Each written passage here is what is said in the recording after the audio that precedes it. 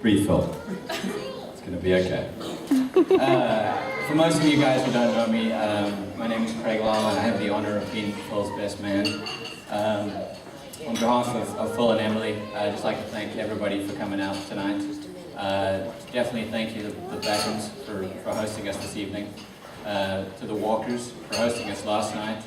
To Jen and Andy coming all the way from Australia. It's a long trip, but we all know any excuse to leave Australia is probably a good one. Then to the bridesmaids, who all look fantastic tonight for what they did. To the groomsmen, good job, guys. Especially good job last week at the bachelor party, keeping Phil alive for tonight. I thought that was very impressive. Phil, breathe. One more time. Phil and Emily actually asked for a 5-second delay on the microphone this evening, but they were not given it.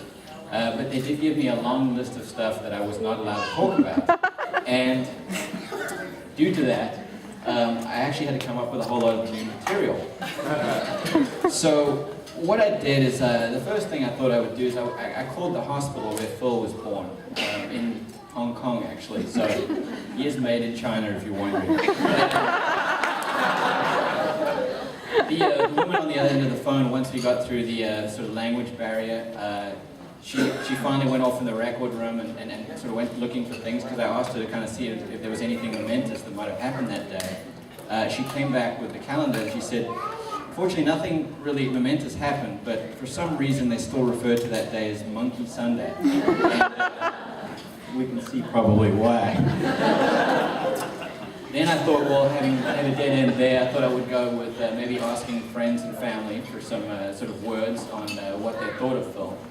I wasn't surprised to get a great friend, thoughtful, I love it, caring, trusting, and loving.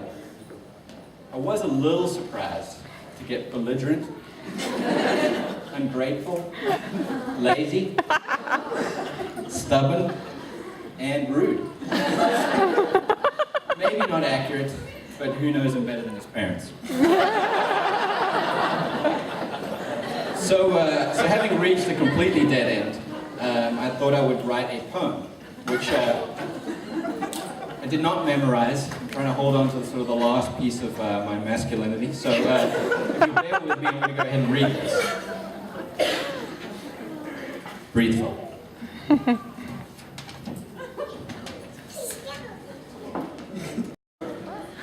Now settle down. Please listen up. I got the mic. I'm about to tell y'all a story that you're really going to like. Maybe I'll be romantic and talk of true love's power, or when you, Phil, stared at yourself in the mirror for over an hour. Perhaps a little stroll down old memory lane, or mention the ex-girlfriends who were all totally insane. Gonna go out on a limb here, gonna give you a little knowledge, but did anyone here know that Phil followed me to college? Oh yes, he moved to Australia very far away, but then followed me here to lead me astray. He lived in South Africa for most of his life, and now lives in Arkansas, where he met his lovely wife.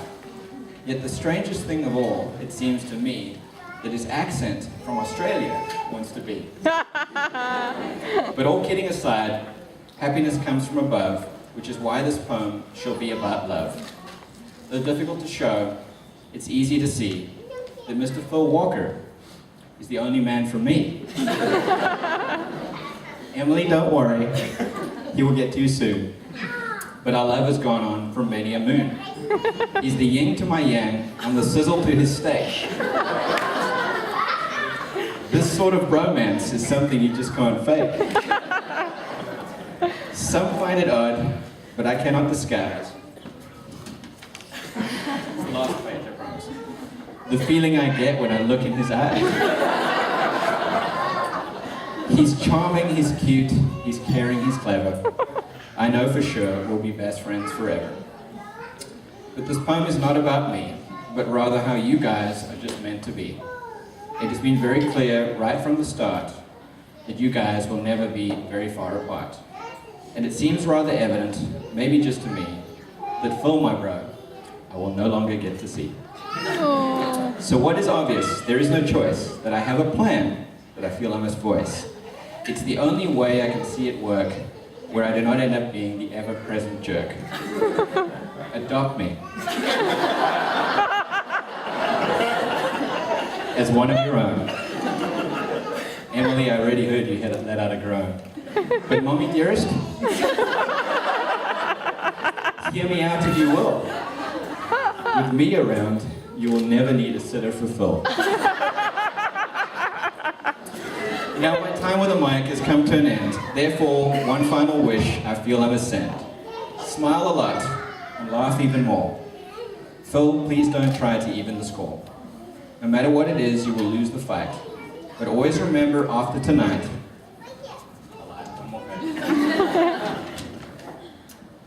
no matter what you two shall face in life, you now get to enjoy it as husband and wife. So please take your glasses and raise them high to this beautiful lady and very special guy, to Phil and Emily. Phil and Emily.